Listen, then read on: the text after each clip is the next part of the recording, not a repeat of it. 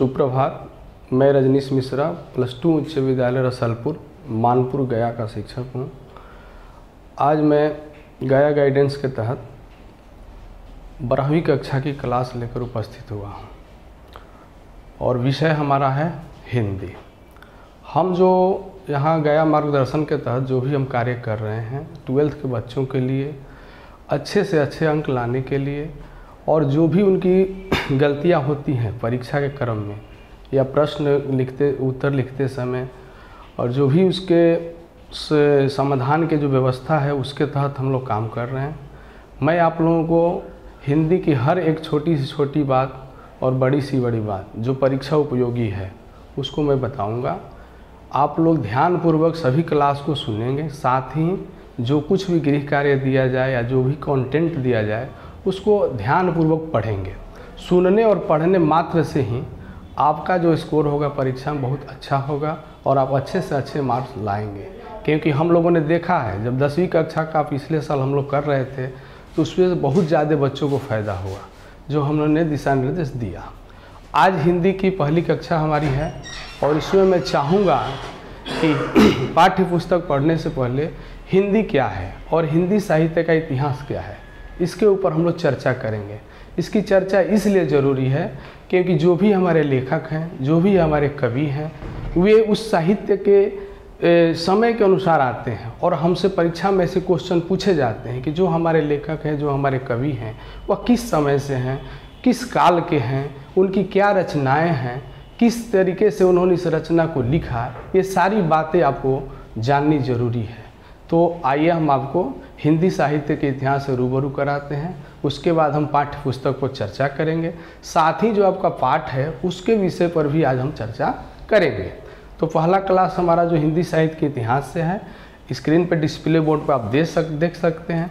इसमें जो है हिंदी साहित्य का इतिहास हमारे बहुत बड़े मूर्धन्य विद्वान आचार्य रामचंद्र शुक्ल ने, इनका जो हिंदी साहित्य का इतिहास लिखा हुआ है इसको सर्वमान्य है, सभी लोगों ने इसको माना और इसकी प्राथमिकता सभी लोगों ने दी है। तो हिंदी साहित्य के इतिहास में जो आचार्य रामचंद्र शुक्ल ने किया क्या, तो इस साहित्य के इतिहास को 4 भागों में बांटा, प्रमुखता से 4 भागों में बांटा और इसके 4 नाम दिए। पहले भाग का हम चर्चा कर रहे हैं, पहले नाम का चर्चा करते तो इनके अनुसार पहला जो हमारा काल है उसका नाम है आदिकाल। आदि का मतलब होता है बहुत प्राचीन, यानी प्राचीन कालीन जो हमारी हिंदी शुरू हुई, हिंदी में जो साहित्यिक रचनाएं आने लगी उसको आदिकाल कहा गया। और आदिकाल का नामकरण के साथ ही और इसको वीरगाथा काल के नाम से भी लोग जानते हैं।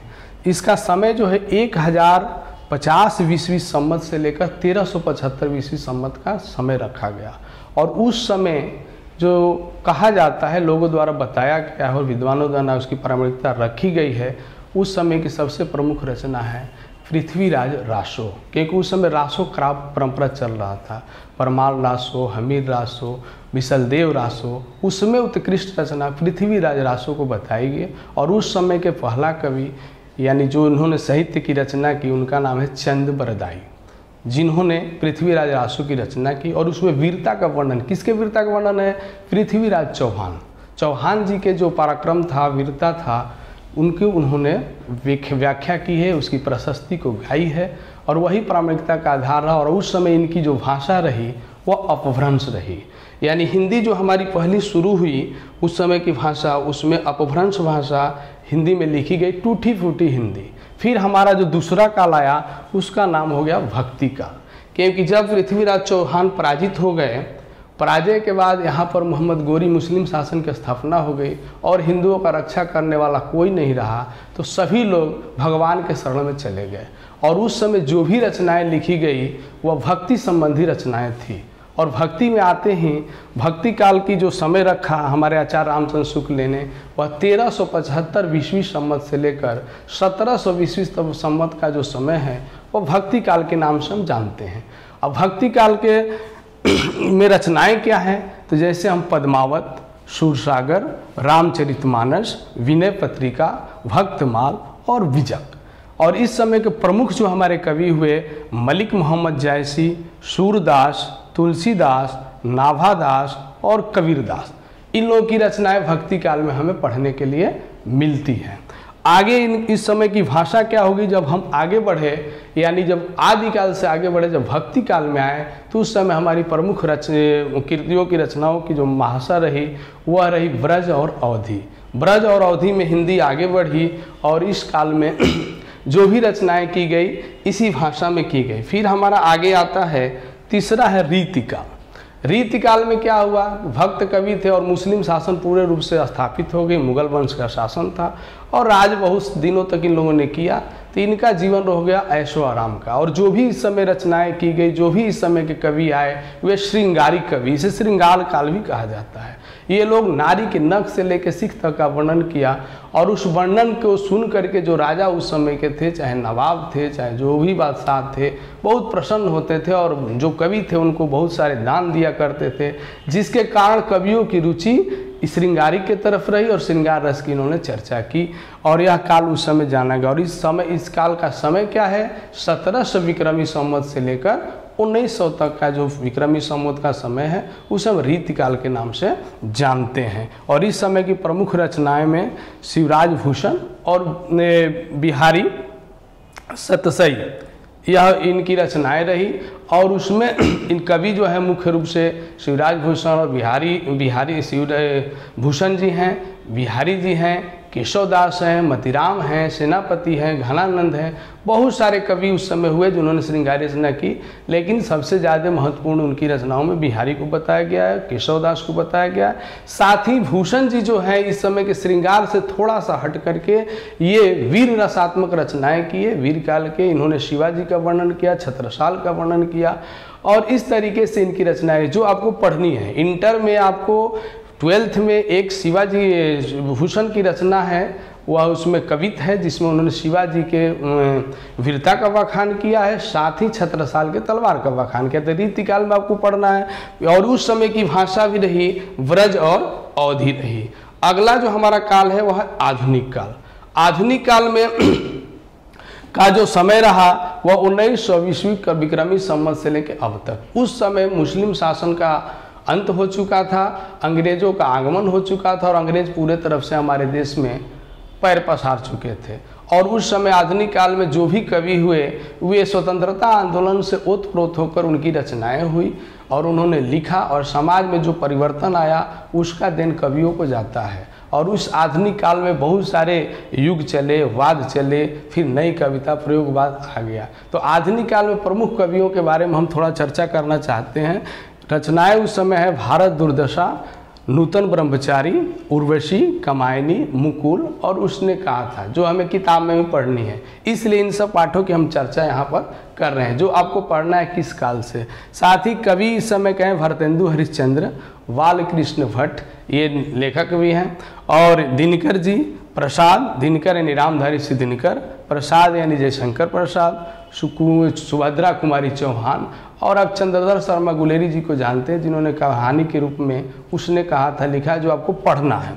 साथ ही इस समय की भाषा ब्रज भाषा और खड़ी बोली हिंदी, खड़ी बोली हिंदी का ज़्यादा चलन चला और ब्रज भाषा अवधि भी उस समय कुछ थी। और उस समय के सबसे मूर्धन्य रचनाकार जो हैं भारतेंदु हरिश्चंद्र हैं जिनके नाम पे भारतेंदु युग चला।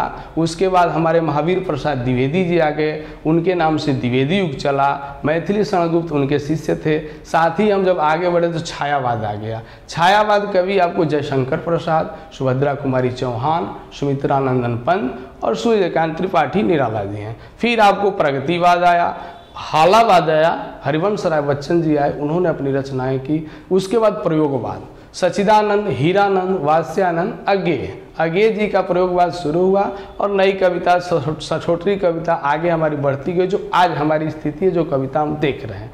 तो हमें मुख्य यह आपको पढ़ाने का मुख्य हमारा उद्देश्य यह था कि जो हम पाठ पढ़ने जा रहे हैं, यानी जो हमारा 12th में जो हमको विषय विवरणी दी गई है, जो अनुक्रमणी दी गई है, उसमें कौन सा पाठ है, उस पाठ के लेखक कौन हैं, कवि कौन हैं और वे किस काल में आते हैं, किस युग में आते हैं, किस वाद में आते हैं। कि एक ऐसा प्रश्न परीक्षा में पूछता है कि हमारे जो तुलसीदास हैं किस काल के कवि हैं, तो हम जब भक्ति काल जानेंगे तो बताएंगे भक्ति काल के हैं। फिर जब हम आगे बढ़ते हैं दे देगा कि सुमित्रानंदन जयशंकर प्रसाद या सुमित्रानंदन पंत या सुभद्रा कुमारी चौहान, ये सब किस काल के कवि हैं या किस युग के कवि हैं, तो ये सब आपको जानना है। इसीलिए मैंने जो प्लान किया है, जब आप कंटेंट में इसको देखिएगा, चाहे उर्वशी की चर्चा है तो रामधारी सिंह दिनकर की सर्वोत्कृष्ट कृति उर्वशी है, कमायनी की चर्चा है जयशंकर प्रसाद की सर्वोत्कृष्ट कृति जो है क्या है, कमायनी है, मुकुल सुभद्रा कुमारी चौहान की सर्वोत्कृष्ट की कृति है, चाहे हम आगे रामचरितमानस या विनय पत्रिका से आपको पद दिया गया पढ़ने के लिए। जब हम जायसी की चर्चा करते हैं, पद्मावत मलिक मोहम्मद जायसी, वह जो हम पहला पद यहाँ पढ़ने जाएंगे वह कड़वक, वह मलिक मोहम्मद जायसी द्वारा लिखा गया है, वह पद्मावत से लिया गया है। चाहे दूसरा पाठ हम पढ़ेंगे सूरदास, सूर सागर से लिया गया पद पढ़ना है। तीसरा पाठ, ऐसे हम पाठों की चर्चा करेंगे। और इसलिए आपको साहित्य के बारे में ऐसा एग्जाम में पूछता भी है कि हिंदी साहित्य के इतिहास को कितने कालों में बांटा गया है। बहुत सारे विद्वानों, कोई 5 भाग भी बताया, कोई 4 भी बताया, कोई 3 भी लेके चला, लेकिन सबसे प्रामाणिक आचार्य रामचंद्र शुक्ल का है। एक चीज़ हम थोड़ा सा चर्चा करना चाहेंगे, हाँ विक्रम संवत हमने लिखा है। विक्रम संवत और ईस्वी सन परीक्षा में भी कभी कभी दिया, आप जब पढ़िएगा तो जयशंकर प्रसाद ने जो तुमुल कोलाहल कलह में लिखा, उसमें उनका जन्मदिन विक्रम संवत में भी है, ईस्वी सन में भी है। ईस्वी सन और विक्रम संवत में अंतर क्या है यह हमको जानना हो, क्योंकि हमारे देश में 2 प्रकार के कैलेंडर चलते हैं और 2 प्रकार से हम महीना को गणना करते हैं। एक ब्रिटिश का है जो जनवरी से लेकर दिसंबर तक है, और दूसरा है चैत्र मास से स्टार्ट होता है और फाल्गुन मास में ख़त्म होता है, वो हमारा है, उसको विक्रम संवत के नाम से जानते हैं। ईस्वी सन और विक्रम संवत में 57 वर्ष का अंतर होता है, यह हमें सीधा समझ लेना। आज जैसे हमारा ईस्वी सन 2021 चल रहा है, अगर इसमें हम 57 जोड़ देंगे तो यह हमारा हो जाएगा 2078 विक्रम संवत। और हमारे जो महीने हैं उसमें 15 दिन का शुक्ल पक्ष और 15 दिन का कृष्ण पक्ष, इस तरीके से प्रथमा से लेकर 15वीं तिथि पूर्णिमा होती है और प्रथमा से लेकर 15वीं तिथि अमावस्या होती है। यह भारत का है, विक्रम संवत है। तो आप ईस्वी सन भी समझ सकते हैं, विक्रम संवत भी समझ सकते हैं, क्योंकि आज जो हम पढ़ने जा रहे हैं वह हमारा ईस्वी सन से भी रिलेटेड है और विक्रम संवत से भी रिलेटेड है। इस चीज़ को हमें जानना अति आवश्यक है। अगला जो हमारा है, अब हम ये तो पढ़ लिए, जब हम 2 भाग में हमारा किताब बटा हुआ है, एक हमारा है काव्य खंड और दूसरा हमारा है गद्य खंड। अब काव्य खंड गद्य खंड में हम जब तो पढ़ना है तो हमको तो आदिकाल हिंदी साहित्य के इतिहास से पढ़ना नहीं, कोई रचना नहीं है, लेकिन भक्ति काल से है। और भक्ति काल को हमें थोड़ा अच्छे तरीके से जानना जरूरी है, क्योंकि जो हम काव्य खंड में फर्स्ट लेसन से लेकर 5th लेसन, पहला पाठ से लेकर 5वां पाठ तक जो भी हम पढ़ेंगे वह भक्ति काल के कवियों द्वारा लिखा हुआ है। और 5वां पाठ जो है रीति काल से लिखा हुआ है। तो हमें भक्ति काल रीति काल के समझ लेना है। फिर हमें आधुनिक काल में बाकी जितने भी रचनाएं आपको मिलेगी, चाहे वह गद्य की रचना हो चाहे काव्य की रचना हो, सब आपको आधुनिक काल की रचनाएं मिलेगी। तो भक्ति काल को हमें इसलिए जानना जरूरी कि इससे कुछ संबंधित क्वेश्चन आपको परीक्षा में आएंगे ही आएंगे, जो थोड़ा सा टफ हो सकते हैं। जो काल को अच्छे से अध्ययन नहीं करेगा उस प्रश्न का उत्तर वो बच्चा नहीं दे सकता है, इसलिए आपको यहाँ चर्चा करना जरूरी है। तो भक्ति काल का जो समय आपको हम पहले बता दिए कि 1700 विक्रमी संवत 1375 से लेकर 1700 का जो समय रहा वह भक्ति काल का समय रहा। अब यहाँ पर भक्ति काल को 2 भागों में बांटा गया। अब जब हम भक्ति काल में आते हैं तो भक्ति काल में 2 प्रकार के कवि हो गए, एक हो गए निर्गुण धारा के कवि और दूसरे हो गए सगुण धारा के कवि। निर्गुण है का निर्गुण निरंकार, जिसका कोई आकार नहीं, उस परब्रह्म की उपासना करना, और सगुण जिसका कोई रूप आकार है उस परब्रह्म की आराधना करना। ये हमारे 2 प्रकार के जो कवि हुए उनकी आराधना हो गई। अब निर्गुण सगुण में भी विवाद हो गया। अब निर्गुण में भी 2 भाग बट गया, एक हो गया ज्ञानाश्रयी सखा और दूसरा हो गया प्रेमाश्रयी सखा। अब ज्ञानाश्रयी सखा का मतलब क्या है? जो ज्ञान के माध्यम से भगवान की प्राप्ति करे। अब इसमें प्रमुख कवि हमारे हैं कबीरदास। कबीरदास जी ज्ञान के माध्यम से कहते हैं और बातों को बताते हैं, और निर्गुण धारा में इनकी बातें रखी जाती है। वे कहते हैं कि आत्मज्ञान करो, पानी बीच मीन प्यासी, मुझे सुनी सुनी आवत हंसी, आत्मज्ञान बिन सब सुना, क्या काबा क्या काशी। ये हिंदू और मुसलमान सबकी चर्चा करते हैं, सबकी बारे में बताते हैं और कहते हैं कि अपना ज्ञान करो, मंदिर मस्जिद के नाम पर लड़ने की आवश्यकता नहीं। परम ब्रह्म परमेश्वर जब तुम्हारे आसपास है, चारों तरफ है, तो अपनी स्थिति मछली की भांति क्यों बनाते हो? क्योंकि मछली पानी में रहते हुए पानी मांगे, ऐसी बातें सुनकर हमको हंसी आती है। तो परम ब्रह्म जब हमारे चारों तरफ हैं, तब हमें कहीं मंदिर और मस्जिद जाने की क्या आवश्यकता है? ये इनकी बातें ज्ञान की रही। लेकिन दूसरा एक कवि हुआ, प्रेम के माध्यम से बताने लगा कि प्रेमाश्रय में जब आए तो प्रेम क्या है भाई? तो प्रेम की जो रूपरेखा है वह मुस्लिम धर्म में सूफी संतों की है। और सूफी संत जो होते हैं वे फकीरी जीवन व्यतीत करते हैं और परम ब्रह्म की प्राप्ति वो लोग प्रेम के माध्यम से करना चाहते हैं। अब यहाँ पर हम देखते हैं कि हमको यह बात आई क्यों, प्रेमाश्रय और ज्ञानाश्रय। तो हमको कबीर के बारे में भी पढ़ना है 12th में थोड़ा सा, और हमें प्रेमाश्रय कवि मलिक मोहम्मद जायसी के बारे में भी पढ़ना है। इसीलिए आपको प्रेम आपको पूछ देगा कि मलिक मोहम्मद जायसी किस शाखा के कवि हैं, किस धारा के कवि हैं। तो धारा जैसे ही पूछेगा, फर्स्ट क्वेश्चन तो कर सकता है कि मलिक मोहम्मद जायसी किस काल के हैं, तो भक्ति काल है। किस धारा के हैं, तो निर्गुण धारा है। किस शाखा के हैं, तो यहाँ पर प्रेमाश्रय शाखा है। मलिक मोहम्मद जायसी, मुल्ला दाऊद, कुतुबन, मंझन। मंझन का आपने पढ़ा होगा, 10th क्लास में है, मंझन की चर्चा है। और कुतुबन दाऊद भी, और मलिक मोहम्मद जायसी सर्वोत्कृष्ट रचनाकार रहे हैं और अवधी भाषा के प्रकांड विद्वान।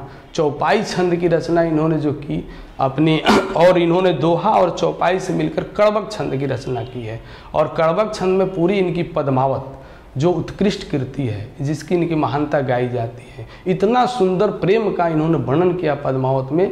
उसी पद्मावत से 2 पद आपको पढ़ने के लिए दिया गया है। यानी मलिक मोहम्मद जायसी के बारे में आपको जानना अति आवश्यक है। तो किस काल है, किस शाखा और किस धारा है। जब हम यहाँ आते हैं सगुण धारा में, तो इसमें भी 2 प्रकार के कवि बट गए।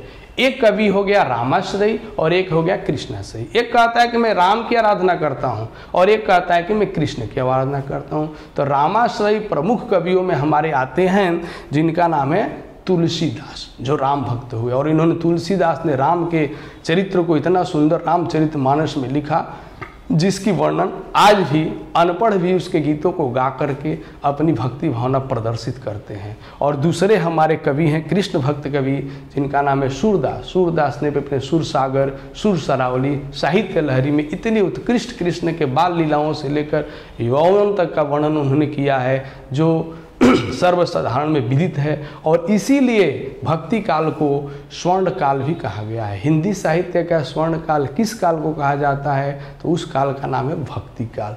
क्योंकि रामचरितमानस और सुर सागर, सुर सरावली साहित्य सूरदास, और इन 2 कवियों का नाम हम जान लें कि हिंदी साहित्य में, अगर आपको प्रश्न, पिछले बार प्रश्न पूछा है कि हिंदी साहित्य का सूर्य कौन है और हिंदी साहित्य का चंद्रमा, अगर हो सके इस साल पूछ दे, तो एक कविता है कि सूर सूर तुलसी शशि उदगन केशवदास, अब के कवि खदियो तो सम जहाँ तह करियो प्रकाश।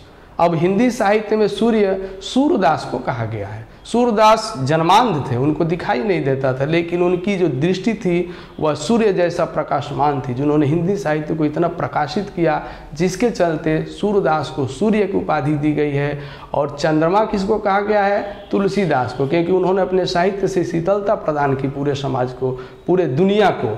इसीलिए अगर आपको प्रश्न पूछता है कि हिंदी साहित्य का सूर्य कौन है, तो हिंदी साहित्य का सूर्य है सूरदास, और हिंदी साहित्य का चंद्रमा कौन है, तो हिंदी साहित्य का चंद्रमा है तुलसीदास। याद में आपका केशवदास कौन है भाई, तो जुगनू है। और अब के कवियों की चर्चा क्या है? खद्योत, जो केशवदास तारे और खद्योत जो जलते रहता और बूझते रहता, उस प्रकार की कविता लिखी गई थी, दोहा है।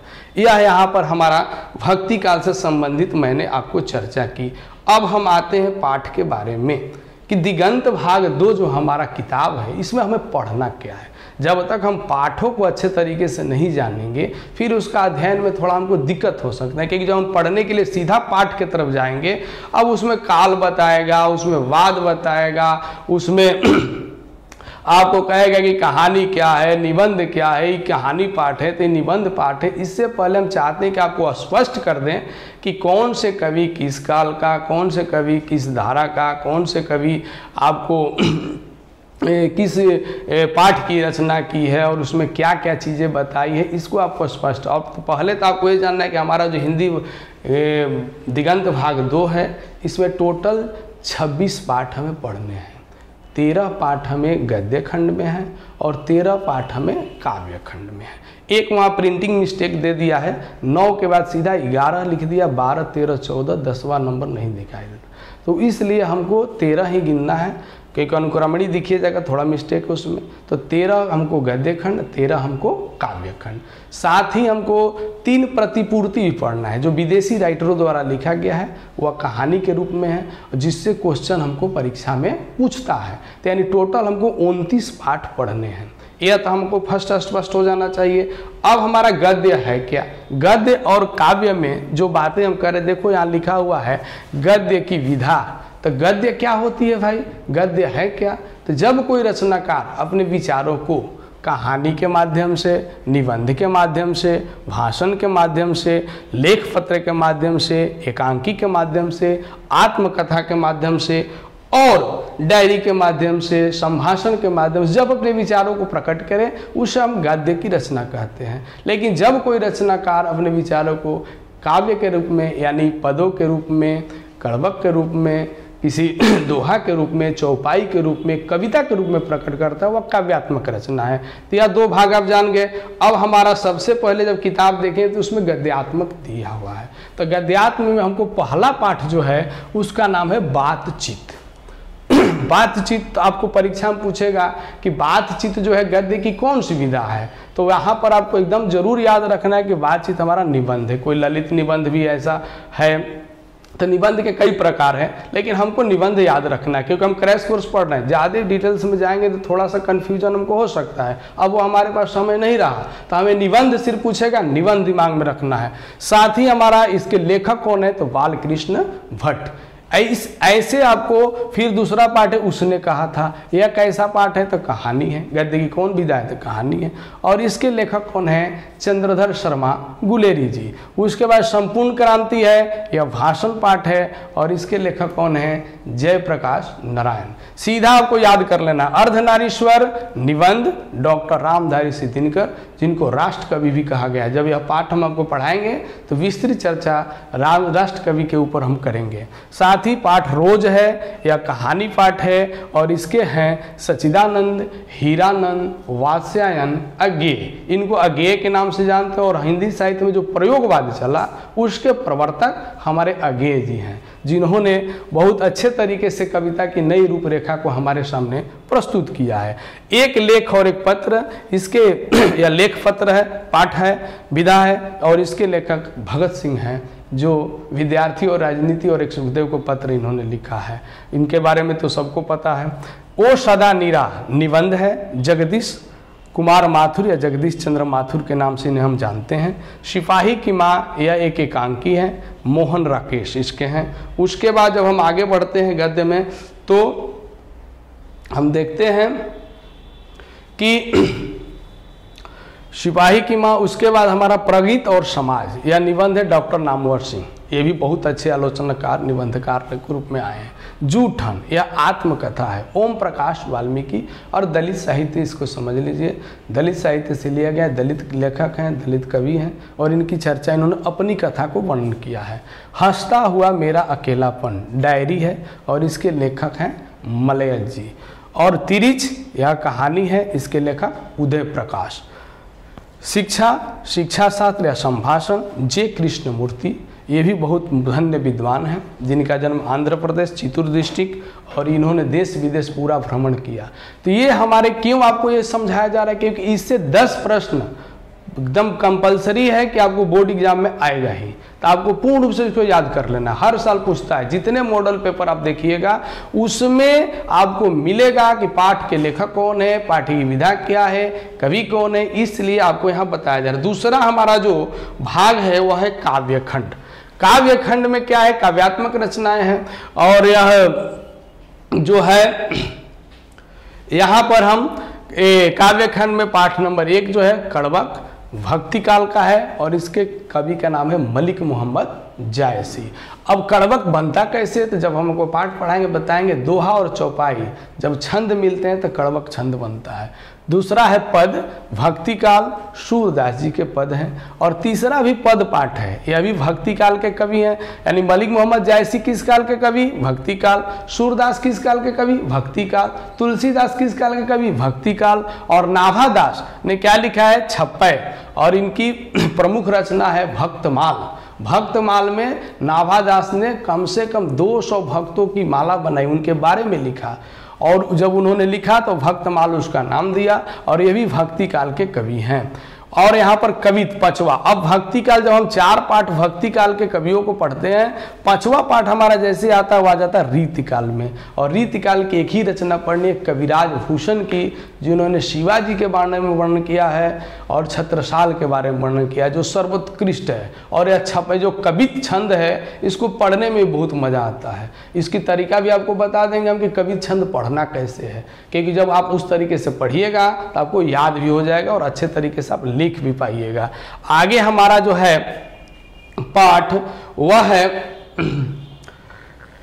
कवित के बाद हमारा तुमुल कोलाहल कला में, या आधुनिक काल के जयशंकर प्रसाद छायावाद। छायावाद के प्रवर्तक जयशंकर प्रसाद जी हैं, जिनकी रचनाओं में छायावाद प्रथम हमको दिखाई दिया। और उनकी सर्वोत्कृष्ट रचना कमायनी है। और उसी कमायनी से यह छंद लिया गया है, यह कविता ली गई है तुमुल कोलाहल कला में। उसके बाद पुत्र वियोग, आधुनिक काल सुभद्रा कुमारी चौहान।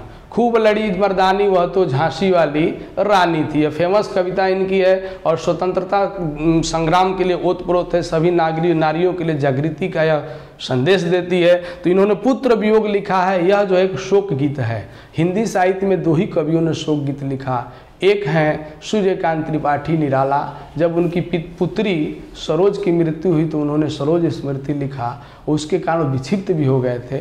और दूसरा जो है शोक गीत हमारे सुभद्रा कुमारी चौहान ने लिखा है, जो पुत्र के वियोग में उन्होंने लिखा है। यह हर माँ का दर्द है जो यहाँ पर इन्होंने व्यक्त किया है। अगला जो हमारा पाठ है यह है उषा। उषा आधुनिक काल के कवि हैं शमशेर बहादुर सिंह। उसके बाद 9वां है जन जन का चेहरा एक, यह आधुनिक काल से है और इसके लेखक हैं गजानन माधव मुक्तिबोध। ये सब प्रयोगवादी कवि आगे आएंगे। अधिनायक, यह आधुनिक काल में रघुवीर सहाय जी हैं। और प्यारे नन्हे बेटे को, आधुनिक काल विनोद कुमार शुक्ल जी की रचना है। हार जीत, यह गद्य कविता। अब आज तक हमने तो कविता काव्य ही पढ़ा था, लेकिन अब नए प्रचलन में गद्य कविता लिखने की प्रथा चल गई है। इसको हम गद्य कविता के रूप में जानते हैं। और गद्यात्मक रचनाओं में एक कविता लिखी गई है हार जीत, जो बहुत ही अच्छी कविता है, जो आगे हम आपको पढ़ाएंगे। इसके कवि हैं रघुवीर सहाय। गाँव का घर, आधुनिक काल ज्ञानंदपति। इन्होंने भी आधुनिक काल के कवि हैं और ये नई कविता की तरफ इनका भी रुख रहा और नई कवि के ये हैं, उन्होंने लिखा। आगे हम आते हैं प्रतिपूर्ति। प्रतिपूर्ति में 3 पाठ हमें पढ़ने हैं। गद्य की विधा ये भी है कविता रस्सी का टुकड़ा कहानी, गार्ड द मोपाशा, इसके कलर की मौत कहानी अनोत चेखव, और पेशगी कहानी हेनरी लोपेज। यह तीनों से लॉन्ग प्रश्न तो नहीं आते हैं, कभी कभी 2 मार्क्स के प्रश्न आ जाते हैं, लेकिन आपको 1 मार्क्स के प्रश्न जरूर आएंगे। इसलिए इस कहानी को पढ़ना अति आवश्यक है। बहुत सारे लोग छोड़ देते हैं, नहीं पढ़ते हैं, ध्यान भी नहीं देते हैं। तो अब जो है आपको इंटरमीडिएट में सारे बच्चों के लिए, चाहे साइंस हो या आर्ट्स हो या कॉमर्स हो, सबके लिए हिंदी कंपलसरी 100। अब तक तो आप लोग मैथ, फिजिक्स, केमिस्ट्री में व्यस्त रहे हैं, इंग्लिश में व्यस्त रहे हैं।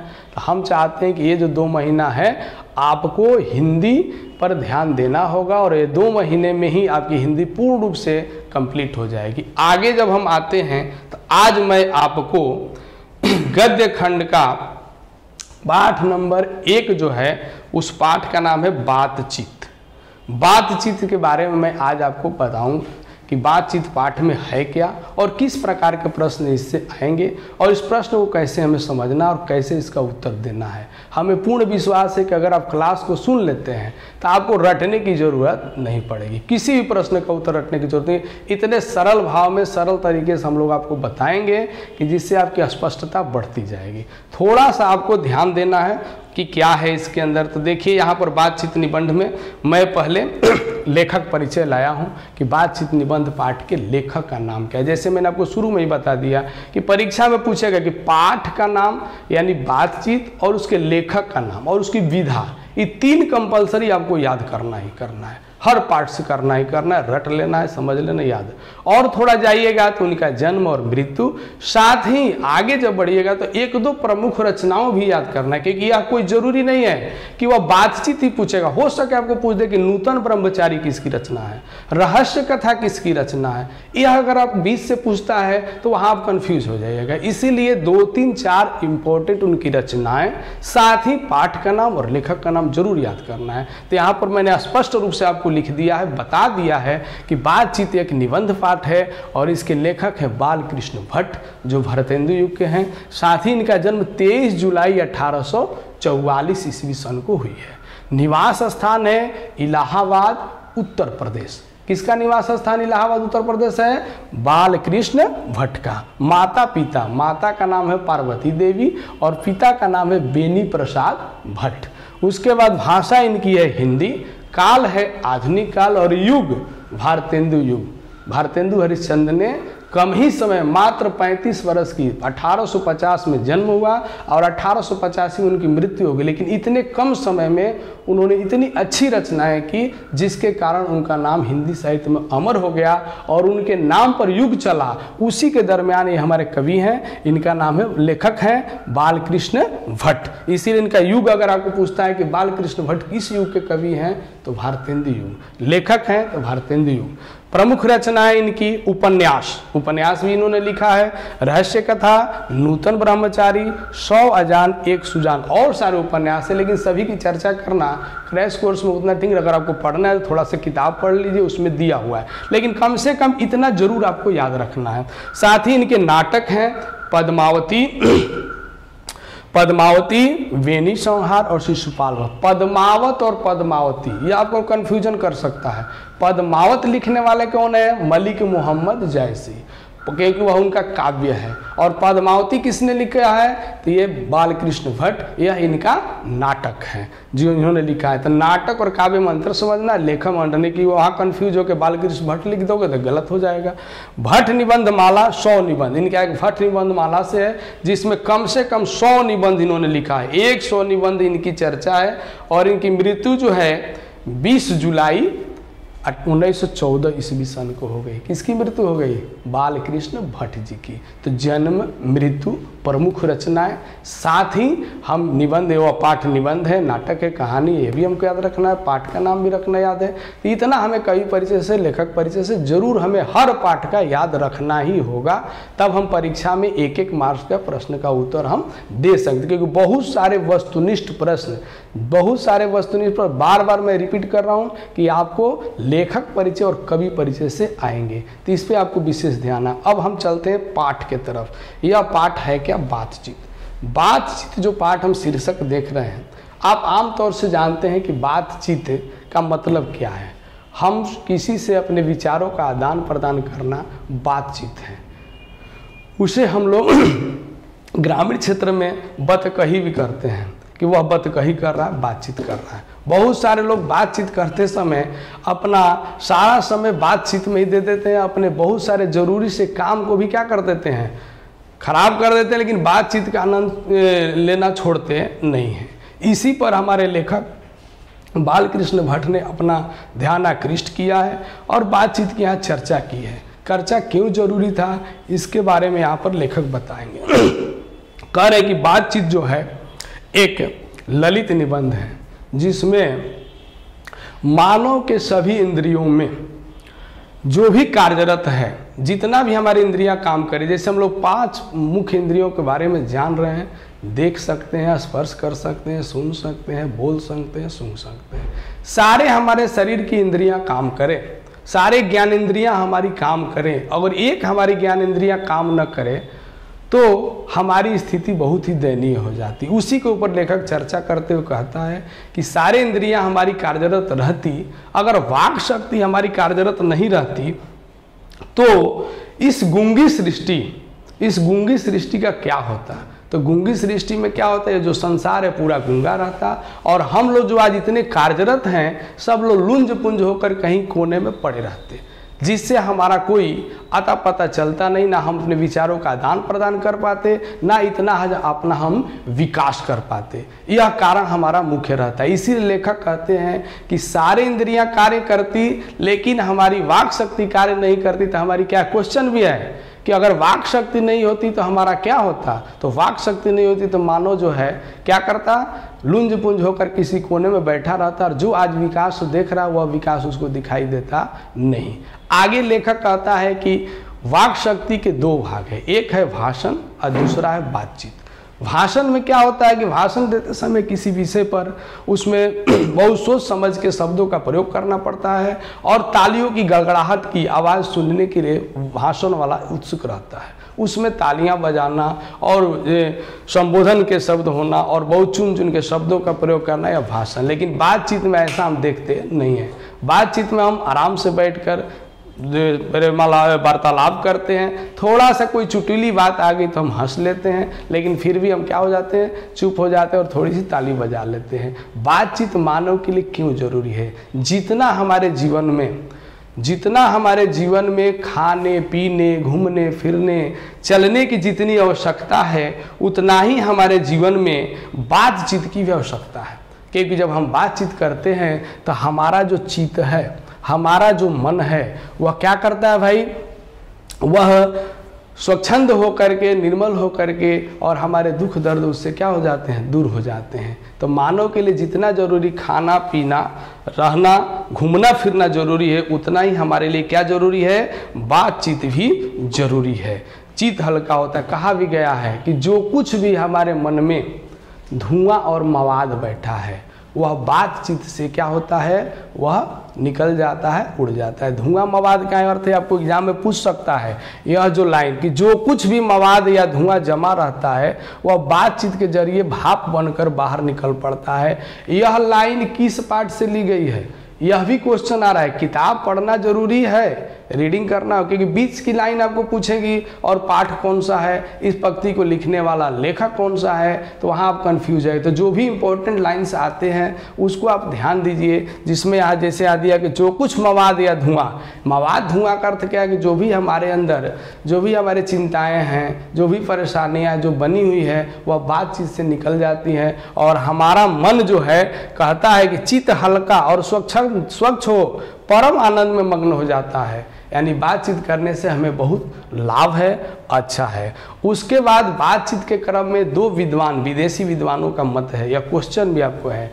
बेन जॉनसन क्या कहते हैं? तो बेन जॉनसन का मत है बातचीत के संबंध में, बेन जॉनसन का क्या विचार है? तो बेन जॉनसन का कहना है कि बोलने से ही मनुष्य के रूप का साक्षात्कार होता है। जब तक आदमी नहीं बोलता है उसके बारे में किसी को पता चलता नहीं कि आदमी है कैसा। अगर दो लोगों को यहाँ बिठा दिया जाए, एक मूर्ख और एक विद्वान, तो जब तक मुंह नहीं खोलेगा हम नहीं जान सकते कि कौन विद्वान और कौन मूर्ख है। यानी जब बातचीत हम करते हैं तो आदमी के रूप का साक्षात्कार होता है, उसके गुण दोषों का पता चलता है। इसीलिए बातचीत लेखक के अनुसार जरूरी है, बेन जॉनसन के अनुसार, कि बातचीत से आदमी के रूप का साक्षात्कार। लेकिन वहीं पर एक है थॉमस एडिसन। एडिसन का मत है भाई, तो एडिसन का मत है कि असल बातचीत, सही बातचीत सिर्फ दो लोगों के बीच में होगी।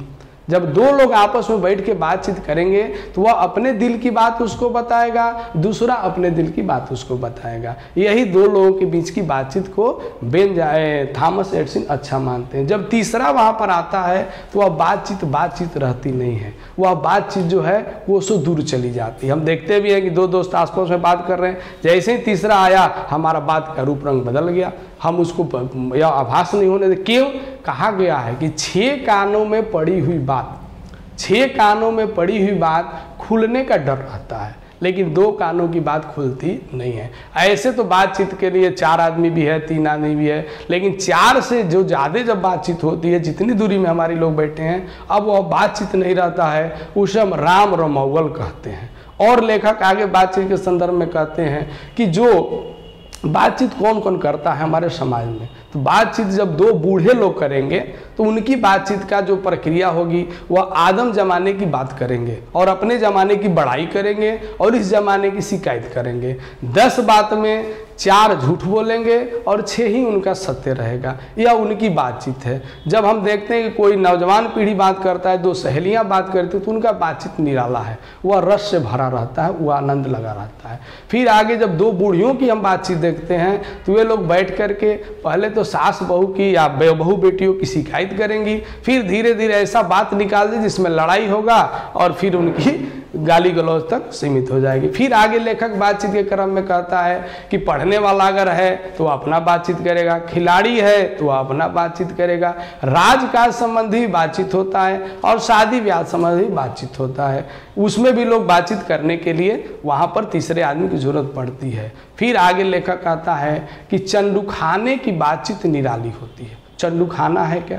जहाँ पर लोग नशा सेवन करते हैं उनका बातचीत का अलग अंदाज ही है, अलग तरीका ही है। यहाँ लेखक हमारा बता रहा है कि उनका अलग तरीका है, उनका बातचीत करने का अलग है। चंडूखाने की बातचीत निराली। कहा क्वेश्चन आएगा कि चंडूखाने की बातचीत कैसी होती है? तो निराली होती है, क्योंकि ये लोग अपना वार्तालाप का जो तरीका है वह अपने मस्ती में अपना बातचीत करते हैं, वह कोई दुख दर्द और कोई तकलीफ की नहीं, एंजॉयमेंट वाली बातचीत होती है। अब आगे हम आते हैं तो हमारे देश की बातचीत होगी जो लेखक बता रहा है। दूसरे जगह की जब यूरोप में जाते हैं, यूरोप के जो लोग होते हैं कहा जाता है कि शिक्षित हैं और उन लोगों का बातचीत करने का तरीका अलग है, उनमें एक अलग हुनर है, एक अलग तरीका है। वे लोग इस तरीके से जैसे हम लोग बैठ के बातचीत करते हैं वैसे नहीं करते हैं, उसको लोग आर्ट ऑफ कन्वर्सेशन कहते हैं। यूरोप के लोग क्या कहते हैं? Art of conversation. Art of conversation का मतलब क्या है? एक बहुत बड़ा सभा स्थल है, वहाँ पर विद्वान लोग बैठते हैं बातचीत करने के उद्देश्य से, और वहाँ पर इस तरीके से चुटीली अंदाज में किसी बात को एक विद्वान उठाता है, दूसरा विद्वान उसको और आगे बढ़ाता है, तीसरा उसको और आगे बढ़ाता है, और सभी लोग आनंद लेते हैं, मजा लेते हैं और बातों को बढ़ाते हैं। और उसके अंदर किसी प्रकार की कोई कपट नहीं होती है, कोई विद्वता नहीं प्रकट होती है, कोई इसके अंदर दिखावा नहीं होता है। सब लोग आनंद लेने के लिए बातचीत करते हैं वहाँ जुट करके, वो उसी को आर्ट ऑफ कन्वर्सेशन। लेकिन हमारे यहाँ क्या होता है, अगर यह बातचीत विद्वानों को बैठा कर किया जाए तो उसको शास्त्रार्थ कहते हैं, और शास्त्रार्थ में तर्क होता है, लास्ट में वह बातचीत नहीं रह करके वह दूसरा रूप धारण कर लेती है। तो विदेशों में आर्ट ऑफ कन्वर्सेशन का चलन है और इसको बातचीत के प्रसंग में रखा है लेखक ने। प्रश्न भी आपको है कि आर्ट ऑफ कन्वर्सेशन का मतलब क्या है, तो यूरोप के लोगों द्वारा जो बातचीत की जाती है उसे आर्ट ऑफ कन्वर्सेशन कहा जाता है। सारे प्रश्नों का उत्तर, ये जो मैंने आपको सारांश लिखा है जो आपको पढ़ा रहे हैं, इसमें जितने भी प्रश्न आपको किताब में मिलेंगे उसका आंसर इसके अंदर है। जब आप इसको ढूंढिएगा तो वहाँ आपको आंसर मिल जाएगा। जैसे आर्ट ऑफ कन्वर्सेशन क्या है, यहाँ है। आगे जैसे मैंने आपको बताया कि बेन जॉनसन का क्या है, वो भी है। एडिसन का क्या है, वो भी है। बातचीत वाक शक्ति नहीं होती तो क्या होता, वो भी इसके अंदर आंसर दिया हुआ है। सारे प्रश्नों का उत्तर इसके अंदर है, सिर्फ आपको पढ़ के समझ लेना। और छोटा जो 6 पेज में जो किताब में है उसको मात्र 1 पेज में रखा गया है, क्योंकि जब तक आप सारांश नहीं समझिएगा प्रश्न उत्तर आपके लिए थोड़ा कठिन हो जाएंगे। साथ ही हम सारांश भी बताएंगे, प्रश्न आंसर भी आपको बताएंगे, प्रश्न उत्तर भी देंगे। आगे यहाँ तक तो इंडिया और यूरोप की बातचीत हो गई। दूसरे बातचीत का क्रम चला। अब कह रहा लेखक कि यहाँ तक हमने बाहरी बातचीत का हाल लिखा है कि जिसमें दूसरे का रहना बहुत आवश्यक है। जब हम बाहरी बातचीत करेंगे तो अकेले हम तो बात नहीं कर, जितना ऊपर लेखक बात बताते हैं कहते हैं उसमें दूसरा फरीक का होना अति आवश्यक है। तो दूसरे के लिए क्या होगा, अगर हमें बातचीत करना है तो या हमें किसी के घर जाना होगा और नहीं तो कोई हमारे घर आए तभी तो बातचीत होगी। लेकिन इसमें भी समस्या है, अगर मान लीजिए बातचीत हमें करनी या कोई हमारे घर आया और हमने उसका आदर सत्कार ढंग से नहीं किया, वह बुरा मान जाएगा और फिर दूसरे दिन से नहीं आया। अगर हम ही बातचीत करने के लिए किसी के घर में गए और वह हमारा आदर सत्कार ढंग से नहीं किया तो एक अलग घाव हुआ। इसके लिए लेखक कहता है कि सबसे उत्तम प्रकार का बातचीत क्या है। ऊपर तो हमने सुना 2 लोगों का बातचीत, 3 लोगों का बातचीत, 6 लोगों का बातचीत, साथ में आर्ट ऑफ कन्वर्सेशन भी सुना, बहुत लोगों का बातचीत सुना। लेकिन लेखक के अनुसार कहता है कि सबसे उत्तम प्रकार का बातचीत क्या हो सकता है, सबसे अच्छा बातचीत करने का तरीका क्या है। कह रहा है यहाँ पर लेखक कर लिया करें, अपने से हम बातचीत कर लें। सबसे उत्तम बातचीत करने का तरीका है कि हम अपने से बातचीत कर लिया करें। अब अपने से बातचीत करने का तरीका क्या है भाई, यह कैसे हो सकता है, कैसे संभव है कि मनुष्य अपने आप से बातचीत कर ले? इसके लिए हमें कठिन स्वाध्याय की जरूरत है, अध्ययन की जरूरत है, साधना की जरूरत है। यहाँ पर लेखक बताएगा कि हमारी भीतरी मनोवृत्ति प्रति क्षण नए नए रंग कह रहा है कि नए नए रंग दिखाया करती है। वह प्रपंचात्मक समाज का एक आईना है।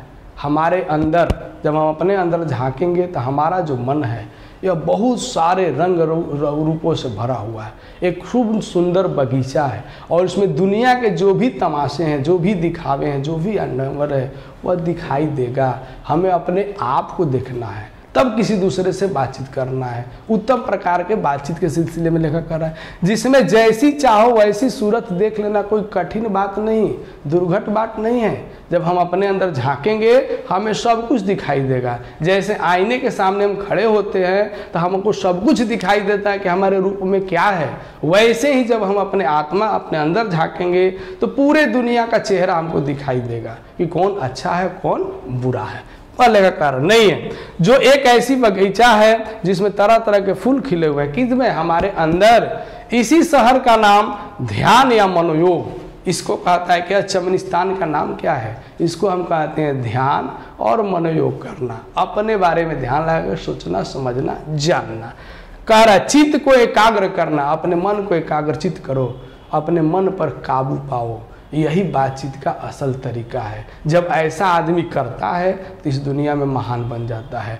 कह रहा है लेखक आगे, जिसकी साधना 1-2 दिन की नहीं, वर्षों के अभ्यास के उपरांत यदि हम थोड़ी भी अपने मन को शांत कर अवाक हो जाएं, यानी कह रहा है कि वर्षों तक अगर हम साधना करते हैं कि हम अपने आप से बात करें, कम बात करें, थोड़ा बात करें, तो यह जो है हमारा भाग्य होगा कि हम कम बात करना सीख लिए।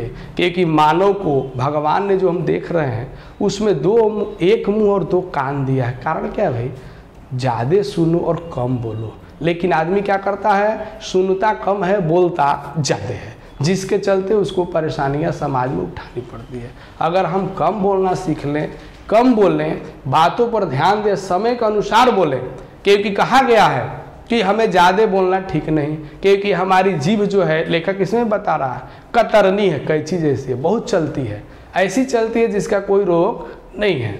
हमारे रहीम जी कहते हैं कि रहीमन जिहवा बाबरी कह गई सरग पताल, आप कहीं भीतर गई जूती खात कपाल। अब इन्होंने कहा रहा है कि रहीम जी कहते हैं कि हमारी जीभ जो है, जबान जो है, ये पगली है, यह बहुत कुछ बोलती है। बोलने के क्रम में स्वर्ग और पताल का अंतर है, वह भी इसके सामने कुछ भी नहीं है। खूब बोलती है, यह ध्यान नहीं देती है कि मैं अच्छा बोल रही हूँ कि बुरा। जब बुरा बोल देती है तो अपने तो बोल के भीतर चली जाती है, मुंह के भीतर, लेकिन मार किसको खाना पड़ता है? जूता किसको खाना पड़ता है? कपार को खाना पड़ता है। इसीलिए रहीम जी कहते हैं कि अपने जीभ को कंट्रोल करो, अपने जबान को कंट्रोल करो अगर इस समाज में रहना है। एक कवि वृंद है, वो कहते हैं कि बहुत न बाकी कीजिए कारज अवसर पाए, मौन गहे बकदाव पर मछली लेता उठाए। वृंद जी कहते हैं कि बहुत बोलने की आवश्यकता नहीं है, ज़्यादा बकबक करने से विद्वान नहीं कहलाओगे, मूर्ख ही कहलाओगे। ऐसे समय बोलो, तुमको बोलना है तो बगुला बन जाओ, ध्यान लगाओ कि कौन सी बात कही जा रही है और कब हमें उसका उत्तर देना है। जल्दी जल्दी में किसी बात को कह देना यह ठीक बात नहीं है। वही कहते हैं कि मौन गहे बकदाव पर, बगुला से ज्ञान लो। बगुला पानी में बैठा रहता और मौन चुप, हिलता डोलता भी नहीं है।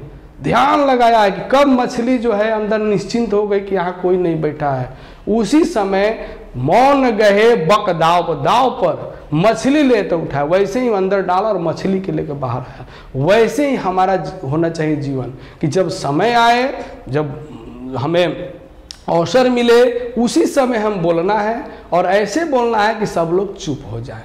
ज़्यादा बकबक करने की आवश्यकता नहीं है। यानी सबसे उत्तम प्रक्रिया का बातचीत क्या है? अपने आप से हमें बातचीत करना है। यहाँ पर लेखक फिर बता रहा है कि जिसकी कह रहा है कि एक वाक शक्ति मात्र से दमन से, एक वाक शक्ति का हमने दमन कर लिया। बोलना है लेकिन कम बोलना है। अगर इसको हमने कम किया तो क्या कर सकते हैं हम दुनिया में, ना जाने कितने प्रकार के दमन हो जाएगा, कितने प्रकार के हमारे गलतियों क्या हो जाएगा, दमन हो जाएगा जो हम कर रहे हैं।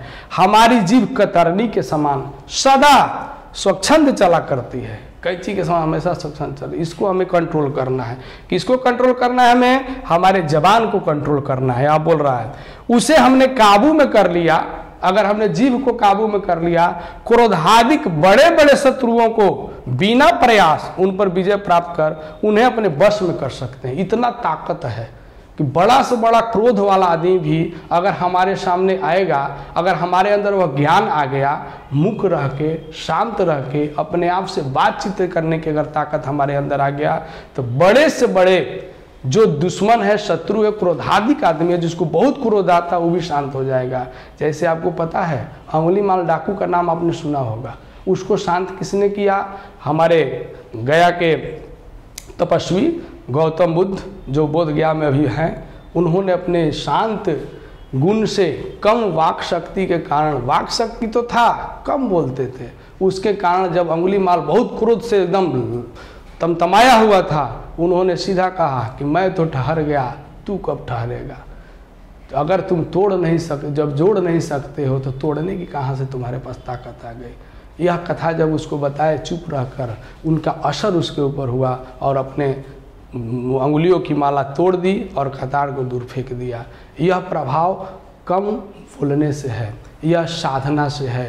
कौन सी साधना है, हमें वाक शक्ति को साधना के रूप में हमें अध्ययन करना है और समय आने के अनुसार हमें बोलना है। और कह रहा है कि विजय प्राप्त कर लेगा और वश में कर सकता, अपने अंदर लाए उसको, अंगुलीमाल को। निष्कर्ष, अब इस पाठ का निष्कर्ष क्या, क्या कवि ने, क्या लेखक ने इस पाठ को क्यों लिखा, लिखने का कारण क्या था, तो कह रहा है अवाक रह अपने बातचीत करने का साधन हमारी सभी साधनों का मूल है। जितने भी साधन दुनिया में बताए गए, सारे साधनों का जड़ क्या है, अवाक रहकर और हमें काम करना है। कम बोलते हुए अपने काम को बातचीत करना है और अपने साधनों में लाना है। ज़रूरत के अनुसार हमें बोलना है। फालतू हमें 1.5 घंटा, 2 घंटा, 4 घंटा अपना समय बातचीत में बर्बाद करने की ज़रूरत नहीं है। अपने काम में शक्ति परम पूज्य मंदिर है, यही हमारा मूल है, यही शक्ति है, यही मंदिर है। परमार्थ का एकमात्र सोपान है। परमार्थ दूसरे के कार्य के लिए जो जीवन हम धारण किए हैं, परमार्थ के कारण साधुन धरा शरीर। कह रहा है कि नदी न वृक्ष कबहू न फल भखे, नदी न सींचे नीर, परमार्थ के कारण साधुन धरा शरीर। परमार्थ का एकमात्र सीढ़ी कौन सा है भाई, वही मात्र सीढ़ी है कम बोल के अच्छे काम करना। क्योंकि जितने भी सज्जन लोग हैं वे कभी यह नहीं कहते कि मैंने यह काम किया। जैसे वृक्ष कभी अपने फल को खाता नहीं है, उसका फल दूसरे के लिए है। नदी का पानी स्वयं वो नहीं पीती, दूसरे के लिए। वैसे ही साधु लोग, सज्जन लोग परमार्थ के कारण शरीर धारण करते हैं और दूसरे के कार्य करते हैं। अगर उनको हम कुछ बात बोल भी देते हैं तो वे बात को सुनते हैं, समझते हैं, फिर उसका जवाब देते हैं। वे ऐसे ही बकबक करते नहीं हैं। तो साधु वही है, सज्जन वही है, महात्मा वही है, ज्ञानी वही है जो बातचीत पर कंट्रोल किए हुए है। लेखक के अनुसार इस पाठ में यही बात हमें बताई जा रही है कि हमें कम बोल के अपने कार्यों को करना है, ज़्यादा बोलना हमारे लिए ठीक नहीं है। ऐसे तो बातचीत के बहुत सारे तरीका लेखक ऊपर ने बताया, लेकिन सभी तरीकों में उत्तम तरीका क्या है, अपने आप से मौन रह के अपने आप से बात करना ही सबसे उत्तम प्रकार का तरीका है। अब हम आपको कुछ इसमें से प्रश्न उत्तर भी लाए हैं जो आपको हम बता रहे हैं, जो इम्पोर्टेंट है, बोर्ड एग्जाम के लिए भी ज़रूरी है। इसके ऊपर आपको विशेष ध्यान देना होगा क्योंकि हर चैप्टर से मैं यहाँ पर 3 लाया हूँ, 2-3 आप प्रयास करके प्रैक्टिस कीजिएगा तो आपके लिए बेहतर होगा एक एक चैप्टर को तैयारी करने में और एक एक प्रश्न का उत्तर। अब देखिए यहाँ पर प्रश्न हमने लिखा है कि बातचीत के संबंध में बेन जानसन और एडिसन के क्या विचार है। 2 विद्वानों की मैंने चर्चा की है कि बातचीत में 2 विद्वानों ने क्या किया। ये विदेशी राइटर हैं। और ये भी जाने एडिसन, भारतेंदु हरिश्चंद्र के जो बालकृष्ण भट्ट हैं, इनको एडिसन के रूप में उपाधि दी गई है। ये एडिसन कहे जाते हैं, बालकृष्ण भट्ट। हिंदी साहित्य का एडिसन कौन है, तो बालकृष्ण भट्ट। अब कह रहा है कि क्या विचार है, तो मैंने आपको पहले बता दिया कि बातचीत के संबंध में बेन जानसन कहते हैं कि बोलने से ही मनुष्य के रूप का साक्षात्कार होता है, उसके गुण दोषों का पता चलता है। और इनका थॉमस एडिसन का क्या विचार था कि बातचीत सिर्फ दो लोगों के बीच में हो सकती है, अगर वहाँ तीसरा उपस्थित होता है तो वह तीसरे की बात, जैसे ही तीसरा आएगा दोनों की बात कोसों दूर चली जाएगी। और कहा भी है कि 6 कानों में पड़ी हुई बात 2 आदमी के 4 कान और 3 आदमी के 6 कान, तो 6 कान में जैसे ही बात गई वह बात खुलने का डर रहता है। इसीलिए सही बातचीत क्या है एडिसन के अनुसार, 2 आदमियों के बीच की बातचीत सही है। दूसरा है आर्ट ऑफ कन्वर्सेशन क्या है, इस पर भी मैंने चर्चा किया। यूरोप के लोग, कहाँ के लोग, यूरोप के लोग आर्ट ऑफ कन्वर्सेशन करते हैं। जब उनको बातचीत करने का मन होता है, सारी मंडली वहाँ बैठती है, बातचीत शुरू होता है और उस बातचीत के क्रम में किसी को कोई अभिमान नहीं, अपनी विद्वता का अभिमान नहीं, कपट नहीं, धोखा नहीं, वे लोग स्वच्छंद विचारधारा से बात करते हैं और बात का आनंद लेते हैं। लेकिन वही बातचीत हमारे यहाँ होता है तो वह शास्त्रार्थ का रूप ले लेता है और उसमें अपनी विद्वता प्रकट होने लगती है, जिससे बात विवाद बढ़ जाता है। तो यूरोप के लोग क्या करते हैं भाई, प्रचलित है इस बातचीत में ऐसी चतुराई से प्रसंग छेड़े जाते हैं कि जिन्हें सुनकर कान को अत्यंत सुख मिलता है। इसे हम हृदय गोष्ठी का नाम दिया है, सुंदर गोष्ठी का नाम दिया है। बातचीत करने वाले की चतुराई और पंडिताई का अभिमान कपट भी कहीं नहीं है और क्रम में रसाभास पैदा करने के लिए शब्दों को बरकते हुए चतुर से आने अपनी बातचीत के सरस रखते हैं, रस से भरा हुआ। इसे ही आर्ट ऑफ कन्वर्सेशन, एकदम सिंपल, अपनी भाषा में भी आप लिख सकते हैं, ये आपकी भाषा में लिखा हुआ है, इसमें कोई ऐसी कठिन भाषा का प्रयोग नहीं किया गया है। परीक्षा में भी आप सरल से सरल भाषा लिखिए, वही उत्तम प्रकार की भाषा है। अपनी भाषा लिखिए, अपने विचारों को। उसके बाद एक व्याख्या भी मैंने आपको दे दिया है, यह आपकी किताब में भी है। सप्रसंग व्याख्या करें या व्याख्या करें, इस पर और हम लोग चर्चा करेंगे, लेकिन पढ़ने के क्रम में ध्यान देना है, जब भी व्याख्या और सप्रसंग व्याख्या पूछे उसमें प्रसंग पूछे, जैसे आपको दे दिया है। सच है, जब तक मनुष्य बोलता नहीं तब तक उसके गुण दोष प्रकट नहीं होता। यह लाइन किसने बोला, बेन जॉनसन ने बोला। रूप का साक्षात्कार होना और इस तरीके की प्रस्तुत पंक्ति बातचीत निबंध पाठ से लेके लिखना होगा। जब व्याख्या पूछे पाठ का नाम, लेखक का नाम, जन्म मृत्यु याद है वो भी लिखो, अगर कुछ प्रमुख रचना याद है तो वो भी लिखो। प्रस्तुत पंक्ति बातचीत निबंध पाठ से इसके लेखक बालकृष्ण भट्ट जी, जिनका जन्म 1844 ईस्वी सन और मृत्यु 1914 ईस्वी सन में हुई। इतना लिख दे। फिर व्याख्या में प्रस्तुत पंक्ति के माध्यम से लेखक बेन जॉनसन के विचारों को प्रकट किया है। बेन जॉनसन कहते हैं कि बोलने से ही मनुष्य के रूप का क्या होता है, साक्षात्कार होता है। बातचीत के दरमियान ही मनुष्य अपने दिल की बात एक दूसरे के समक्ष प्रकट करता है और वास्तव में जब तक मनुष्य बोलता नहीं उसके रूप का साक्षात्कार होता नहीं है। यह लिखना है। फिर आपको इसमें पूरा लिखने के बाद विशेष प्रस्तुत पंक्ति में लेखक ने बातचीत के संबंध में बेन जॉनसन के विचारों को बताया है। एडिसन का विचार इसमें नहीं है, लेखक का विचार भी इसमें नहीं है, इसमें बेन जॉनसन के विचारों की चर्चा की गई। यह है। आगे मैं आपको गृह कार्य क्योंकि मैंने आपको 3 प्रश्न यहाँ पर बता दिए। बहुत सारे वस्तुनिष्ठ प्रश्नों की चर्चा मैंने कर दी है। जैसे आपको कवि परिचय से लेखक परिचय से वस्तुनिष्ठ प्रश्न क्या है भाई, कि लेखक का जन्म कब हुआ, लेखक की मृत्यु कब हुई, लेखक के माता का नाम क्या है, बालकृष्ण भट्ट ने कौन सा पाठ लिखा है, बातचीत पाठ लिखने वाले कौन हैं, नूतन ब्रह्मचारी किसकी रचना है, रहस्य कथा किसकी रचना है, पद्मावती क्या है, नाटक है, निबंध है, उपन्यास। इस तरीके से आपको क्वेश्चन जो है आपको वस्तुनिष्ठ आएंगे। हम आपको गृह कार्य में पहला गृह कार्य देते हैं कि अपने आप से आप प्रश्न बनाना सीखिए। जब भी आप कोई भी लेखक और कवि परिचय पढ़िए, स्वयं प्रश्न बनाइए। स्वयं प्रश्न बनाने का तरीका क्या है, वेरी सिंपल है कि बातचीत पाठ के लेखक कौन है, तो उसका आंसर क्या होगा, बालकृष्ण भट्ट। दूसरा क्वेश्चन, इनका जन्म कब हुआ, तो वहाँ जन्म जो है वहाँ लिखना है, आपको बताना है कि इनका जन्म जो है इस समय इस ईस्वी, मृत्यु यह, और इनके पिता का नाम क्या है, मत। ऐसे आपको 5 क्वेश्चन हर कवि परिचय से गृह कार्य में बनाना है, लेखक परिचय से। आगे आपको गृह कार्य में मैंने 2 क्वेश्चन दिया है। अगर हम में वाक शक्ति न होती तो क्या होता, फर्स्ट पैराग्राफ का फर्स्ट आंसर है। किताब पढ़ोगे, पैकेज पढ़ोगे, जो मैंने दिया है उसको पढ़ोगे, इसमें फर्स्ट क्वेश्चन का आंसर है।